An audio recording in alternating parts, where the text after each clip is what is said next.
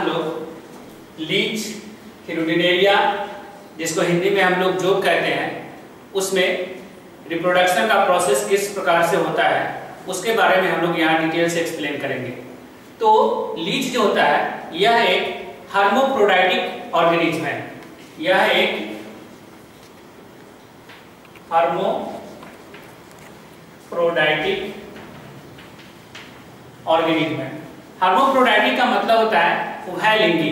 उभयलिंगी यानी कि यह एक ऐसा ऑर्गेनिज्म है, यह एक ऐसा प्राणी है जिसके अंदर मेल और फीमेल दोनों रिप्रोडक्टिव ऑर्गन कंप्लीट सेट के रूप में पाया जाता है। उसके बाद यह इसमें जनरली मोस्टली आपको जो रिप्रोडक्शन का जो प्रोसेस होता है वह आपको मार्च से अप्रैल महीने में देखने को मिलेगा। मार्च से अप्रैल महीने में यह रिप्रोडक्शन का प्रोसेस करता है। तो यह जो है सो हर्मोप्रोडाइटिक होने के बावजूद भी इसमें जो फर्टिलाइजेशन का जो प्रोसेस होता है वह प्रोसेस जो है यह क्रॉस फर्टिलाइजेशन होता है। इसमें जो फर्टिलाइजेशन का प्रोसेस होता है वह आपको क्रॉस फर्टिलाइजेशन देखने को मिलेगा, क्योंकि इसमें दोनों जो है रिप्रोडक्टिव सिस्टम पाए जाते हैं, लेकिन इसके बावजूद भी यह सेल्फ फर्टिलाइजेशन का प्रोसेस को कंप्लीट नहीं करता। तो लीच जो होता है, जैसा कि हम लोग जानते हैं कि इसके पूरे बॉडी को जो है 33 सेगमेंट्स में डिवाइड किया गया है, यानी कि इसका पूरा शरीर जो है 33 खंडों में विभाजित है। लेकिन जो रिप्रोडक्टिव ऑर्गन्स होते हैं वह आपको 9वें खंड से लेकर 22वें खंड में ही आपको देखने को मिलेंगे, यानी कि इसका मेल और फीमेल दोनों रिप्रोडक्टिव ऑर्गन जो पाया जाता है वह दोनों रिप्रोडक्टिव ऑर्गन इसका 9वें खंड से शुरू होता है और ये 22वें खंड में समाप्त हो जाता है, यानी कि इसी के बीच में मेल और फीमेल दोनों रिप्रोडक्टिव सिस्टम आपको देखने को मिलेंगे। तो यहाँ पर हम लोग सबसे पहले इसका मेल रिप्रोडक्टिव सिस्टम किस प्रकार का होता है उसके बारे में हम लोग यहाँ पर एक्सप्लेन करेंगे। तो मेल रिप्रोडक्टिव ऑर्गन्स में कौन कौन से ऑर्गन आते हैं, सबसे पहले हम लोग उसको देख लेते हैं। तो यहाँ पर हम लोग मेल रिप्रोडक्टिव ऑर्गन्स में कौन कौन से ऑर्गन के बारे में हम लोग यहाँ पर एक्सप्लेन करेंगे। तो इसमें सबसे पहला जो ऑर्गन होगा वह होगा टेस्टिज। Testes set. उसके बाद ये रहा इसका टेस्टिज सेट, जिसको हम लोग यहां पर देखेंगे। उसके बाद दूसरा जो ऑर्गन होगा वह होगा वास डिफरेंशिया। वास डिफरेंशिया। उसके बाद तीसरा ऑर्गन यहां पर हम लोग देखेंगे जो मेल रिप्रोडक्टिव ऑर्गन का है वह है वासा डिफरेंशिया। वासा डिफरेंशिया। और उसके बाद नेक्स्ट जो ऑर्गन है वह होगा एपिडिडाइमिस। एपिडिडाइमिस। और उसके बाद नेक्स्ट ऑर्गन हो गया इजैकुलेटरी डक्ट। इजैकुलेटरी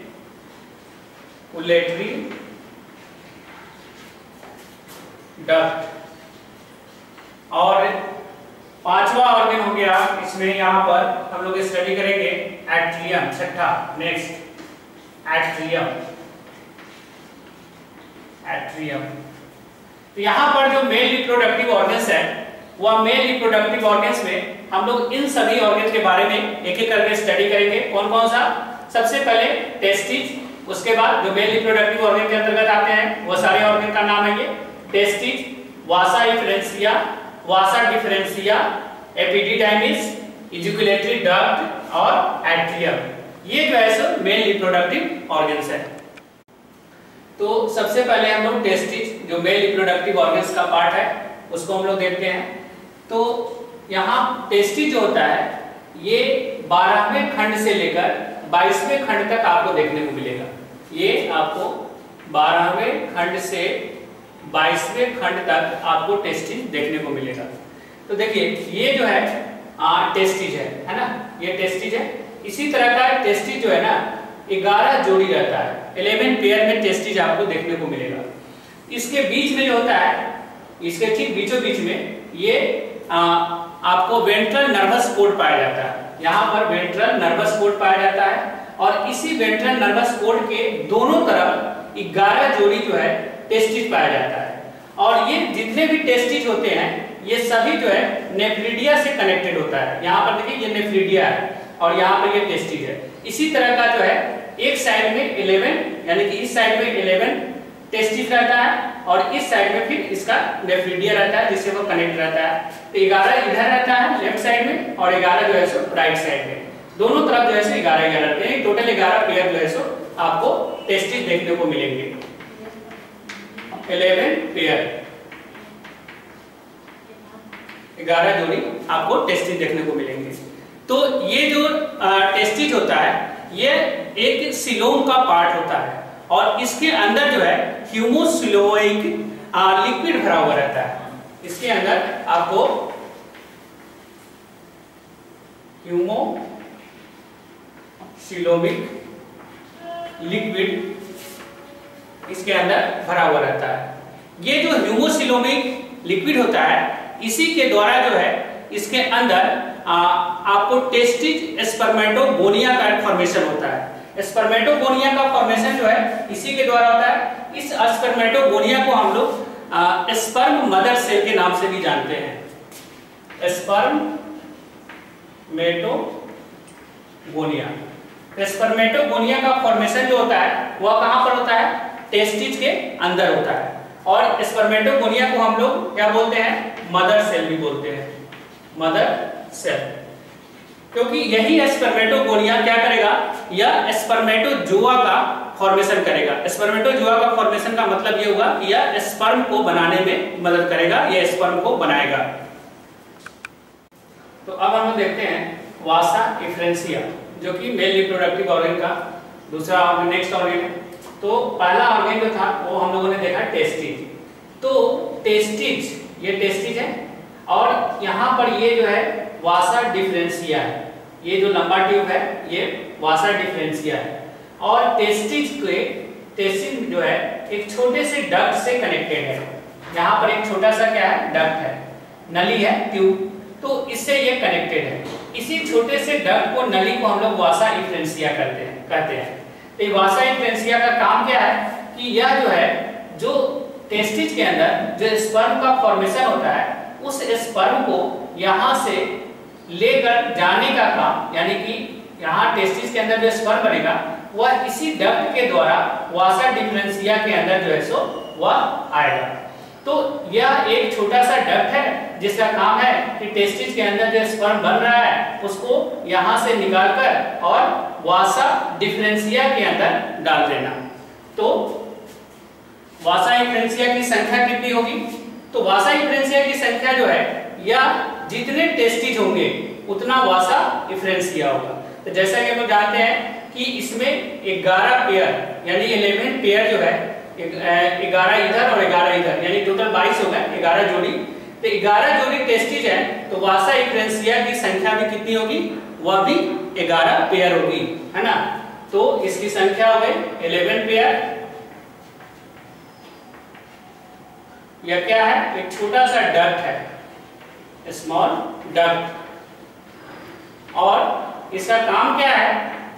ये जो है कनेक्ट करता है टेस्टिस को किससे? वासा डिफरेंशिया से। Connect the testis with Vasa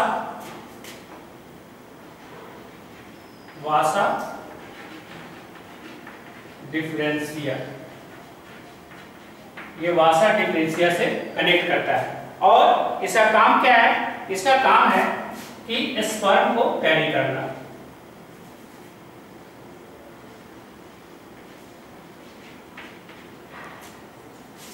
carry the sperm.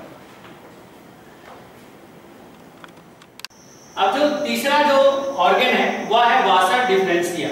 तो वासा डिफरेंशिया जो होता है ये लीच के ठीक बीचों बीच इसके बीच नर्वस कोड होता है, और इस नर्वस कोड के दोनों तरफ जो है एक लंबा सा कॉइल ट्यूब होता है ना। और इसी लंबे से कॉइल ट्यूब में जितने भी टेस्टिज होते हैं वह सभी वासा डिफरेंशिया के द्वारा कनेक्टेड होता है। तो वासा डिफरेंशिया जो होता है ये आपको 22वें खंड से शुरू होता है और ये 11वें खंड तक ये आपको देखने को मिलेगा, 11 खंड तक, है ना, 11वें खंड तक ये आपको देखने को मिलेगा। यह बहुत ही पतला ट्यूब होता है और यहाँ यह जो है जो टेस्टिज है, जो स्पर्म बनाए वह स्पर्म जो है सो वासा डिफरेंशिया से होते हुए वासा डिफरेंशिया में आ गया। तो इस तरह से जितने भी टेस्टिज होते हैं वो जो स्पर्म बनाते हैं वो सभी स्पर्म जो है सो वासा डिफरेंशिया के द्वारा, ये सभी टेस्टिज के द्वारा जो स्पर्म बनाया जा रहा है वह सारे स्पर्म जो है वासा डिफरेंशिया के द्वारा वासा डिफरेंशिया में छोड़ दिया जाता है ना। तो वासा डिफरेंशिया फिर यहाँ से इस सारे जो है स्पर्म को कैरी कर कहाँ पर लाता है, एपिडिडाइमिस में।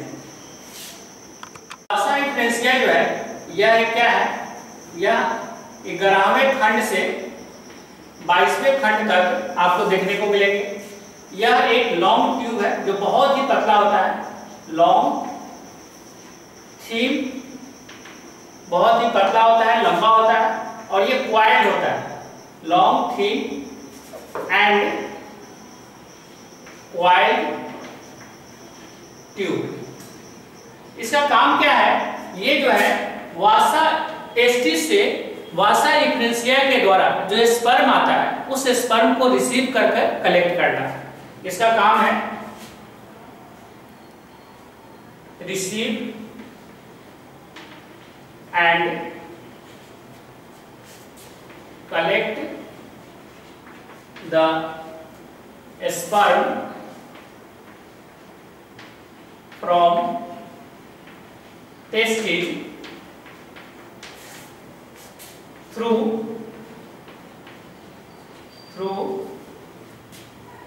vasa efferentia। तो ये 11 से जो है सो 22 तक होता है, एक लंबा पतला और क्वाइल्ड ट्यूब होता है। इसका काम है जो टेस्टिस जो स्पर्म बना रहा है उस टेस्टिस को रिसीव करना और कलेक्ट करना, किसके द्वारा, तो वासा डिफरेंशिया के द्वारा। इसकी संख्या कितनी होती है, संख्या जो होती है वह 2 होती है, 1 पेयर, यानी कि ये 2 होते हैं, 1 पेयर, इसकी संख्या 2 होती है। तो अब एपिडिडाइमिस, तो ये जो है चौथा ऑर्गन है किसका, मेल रिप्रोडक्टिव ऑर्गन का।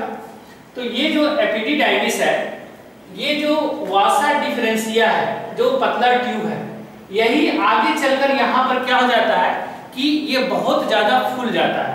ये यहाँ पर क्या हो जाता है, यहाँ पर आकर जो है सो फूल जाता है और बहुत ज्यादा ये क्वाइल हो जाता है। और क्वाइल होकर और ये जो है यहाँ पर जो है इसका डायमीटर भी क्या होता है कि बढ़ जाता है, ये मोटा हो जाता है। तो इसको हम लोग जो है एपिडिडाइमिस बोलते हैं। इसका काम क्या है, इसका काम ये, इसकी भी संख्या 2 होती है, दोनों तरफ ये रहता है एक एक, है ना। जो भी यानी कि इधर का जो वासा डिफरेंशिया जो स्पर्म को लेकर आ रहा है ना, वो सारे स्पर्म को रिसीव कर स्टोर करने का काम जो है एपिडिडाइमिस करता है। इधर का भी जो भी स्पर्म वासा डिफरेंशिया लेकर आ रहा है वो सभी को रिसीव कर ये स्टोर करने का काम करता है। तो ये जो है एक खुलकर ये जो है सो कन्वोल्यूटेड मास का फॉर्मेशन कर लेता है। तो ये भी 1 पेयर में रहता है और ये पाया कहाँ पर पाया जाता है, तो ये 10वें सेगमेंट में आपको देखने को मिलेगा। ये जो है आपको 10वें सेगमेंट में आपको देखने को मिलेगा, 10वें सेगमेंट में ये रहता है, 10 सेगमेंट। इसका ये बहुत ही क्वाइल्ड ट्यूब होता है, क्वाइल्ड रहता है और ये जो है स्वेलिन होकर फुलकर एक जो है सो कन्वोल्यूटेड मास का फॉर्मेशन करता है, फॉर्म द स्वेलिन कन्वोल्यूटेड मास। इसका काम क्या है? इसका काम है जो भी स्पर्म वासा डिफरेंशिया के द्वारा आ रहा है उसको रिसीव करना और स्टोर करना। तो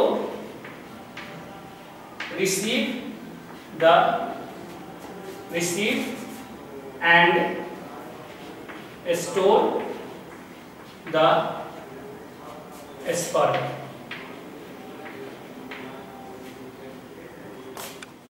उसके बाद जो नेक्स्ट ऑर्गन है वह है इजैकुलेटरी डक्ट। ये जो है इजैकुलेटरी डक्ट है।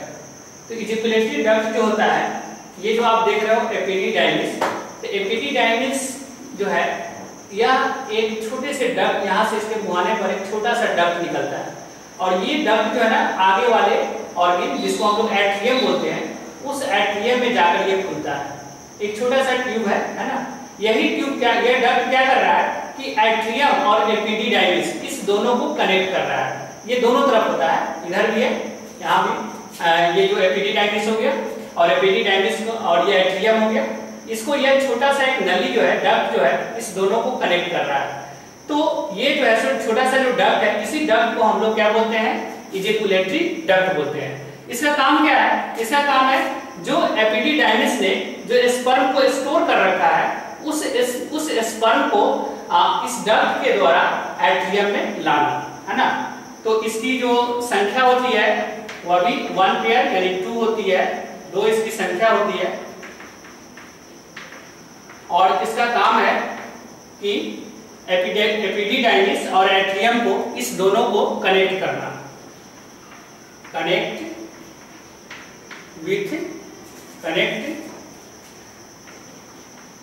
Epididymis with atrium. यह क्या है? एक छोटा सा ट्यूब है, स्मॉल डक्ट। नेक्स्ट जो ऑर्गन है वह है एट्रियम। तो एट्रियम जो है, ये एट्रियम जो होता है ये दोनों इजैकुलेटरी डक्ट के ठीक बीच में होता है। यानी इधर से एक इजैकुलेटरी डक्ट है जो एपिडिडाइमिस से स्पर्म को लेकर यहाँ पर पहुंचेगा, और दूसरा इजैकुलेटरी डक्ट ये है जो यहाँ से एपिडिडाइमिस को लेकर स्पर्म को यहाँ पहुंचेगा। तो इस दोनों के बीच में जो है ये एट्रियम होता है। तो एट्रियम में जो होता है 2 चेंबर होते हैं। एक जो चेंबर होता है वह आगे की तरफ होता है और दूसरा चेंबर जो होता है पीछे की तरफ होता है। यानी आप यहाँ पर देखो कि ये ऊपर को बनाया गया, नीचे बनाया गया। तो ऊपर वाले चेंबर को हम लोग प्रोस्टेट चेंबर बोलते हैं और नीचे जो होता है वह पेनिस सेक होता है। तो क्या होता है कि प्रोस्टेट चेंबर जो होता है, ये प्रोस्टेट चेंबर के अंदर जब स्पर्म जो है इजैकुलेटरी डक्ट के द्वारा जो स्पर्म आता है, वह स्पर्म जो है सो प्रोस्टेट चेंबर के अंदर जमा होता है, स्टोर होता है। और प्रोस्टेट चेंबर के अंदर बहुत सारे जो है ना प्रोस्टेट ग्लैंड पाए जाते हैं और इस ग्लैंड के जो सेक्रेशन होता है, उस सेक्रेशन के कारण जितने भी स्पर्म होते हैं वह सभी स्पर्म जो है वह आपस में चिपक कर एक बंडल का फॉर्मेशन करता है। ये सभी आपस में मिलकर एक जो है सो पैकेट बनाता है, एक बंडल बनाता है। किसके द्वारा? यानी कि जो प्रोस्टेट चेंबर के अंदर जो बहुत सारे जो ग्लैंड्स पाए जाते हैं, उस ग्लैंड्स के द्वारा जो सेक्रेशन होता है, उस सेक्रेशन के कारण स्पर्म जो है वह आपस में मिलकर एक पैकेट, एक बंडल का फॉर्मेशन करता है। बहुत सारे इस तरह के बंडल इसके अंदर बनते हैं। और दूसरा जो इसका चेंबर होता है, तो ये जो काम होता है प्रोस्टेट चेंबर में होता है। तो और दूसरा जो इसका पार्ट होता है जिसको हम लोग, और ये काफी जो है सो प्रोस्टेट चेंबर जो होता है बहुत ज्यादा जो है सो हाईली मस्कुलर होता है, बहुत ज्यादा मस्कुलर होता है। दूसरा जो इसका पार्ट होता है जिसको हम लोग पेनिस सेक कहते हैं, तो पेनिस सेक भी बहुत ज्यादा मस्कुलर होता है और यह बहुत ज्यादा जो है सो क्वाइल्ड होता है। इसके अंदर एक क्वाइल्ड पेनिस होता है। इसके अंदर एक पेनिस जो होता है, पेनिस होता है जो क्वाइल्ड रहता है, जिसका थोड़ा सा भाग जो है सो कभी-कभी बाहर आपको दिखाई देगा। तो ये जो है सो क्या करता है कि जब कपलेशन होता है, तो कपलेशन के समय जो इसका पार्टनर लीच होता है, उस पार्टनर लीच के वेजाइना में इसी पेनिस के द्वारा जो स्पर्म के बंडल है, उस स्पर्म के बंडल को इस पेनिस के द्वारा पार्टनर लीच के वेजाइना में इसको रिलीज किया जाता है। तो ये जो काम होता है ड्यूरिंग द कपलेशन होता है। तो कपलेशन के समय इसी पेनिस के द्वारा जो बंडल का फॉर्मेशन प्रोस्टेट चेंबर में हुआ है उसको जो है पार्टनर लीच के वेजाइना में इसके द्वारा रिलीज करने का काम इस पेनिस सेक के द्वारा, पेनिस सेक में जो पेनिस होता है उसके द्वारा किया जाता है। तो एट्रियम में 2 चेंबर हो गए। एक चेंबर हो गया कौन? प्रोस्टेट चेंबर, प्रोस्टेट चेंबर, और दूसरा हो गया पेनिस सेक, पेनिस सेक, है ना। तो ये दो हो गए। प्रोस्टेट चेंबर का काम क्या है? ये जो है स्पर्म को रिसीव करता है। इसमें जो है बहुत ज्यादा ग्लैंडुलर होता है, तो इसमें ग्लैंड्स पाए जाते हैं, ये ग्लैंडुलर होता है। और इसमें जो ग्लैंड सेक्रेशन होता है for the bundle with the help of gland secretion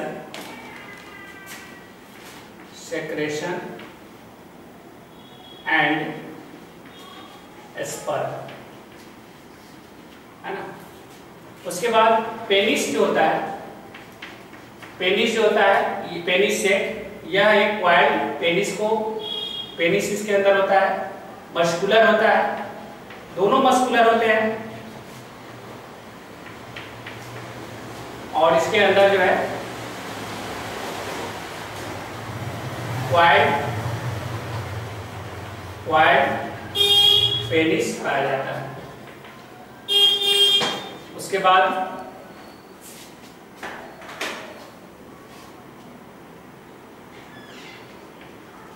release the sperm during copulation।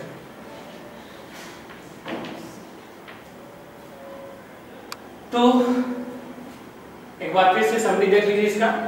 ये सेक है, टेस्टिज है, और इस टेस्टिज में स्पर्म का फॉर्मेशन होता है। यहाँ से वासा डिफरेंशिया के द्वारा वासा डिफरेंशिया में आता है। यहाँ से एपिडिडाइमिस में आकर स्टोर होता है। यहाँ से इजैकुलेटरी डक्ट में जो है सो आता है। इजैकुलेटरी डक्ट के द्वारा एट्रियम में आता है। एट्रियम में 2 चेंबर है, प्रोस्टेट चेंबर और पेनिस सेक। प्रोस्टेट चेंबर में ये ग्लैंडुलर होता है, इसमें जो ग्लैंड्स का सेक्रेशन होता है उसके हेल्प से यहाँ पर बहुत सारे बंडल, स्पर्म का बंडल बनता है। और यही जो है सो बंडल जब कपलेशन होता है तो कपलेशन के दरमियान पेनिस के द्वारा जो पार्टनर लीच होता है उसके वेजाइना में रिलीज कर दिया जाता है।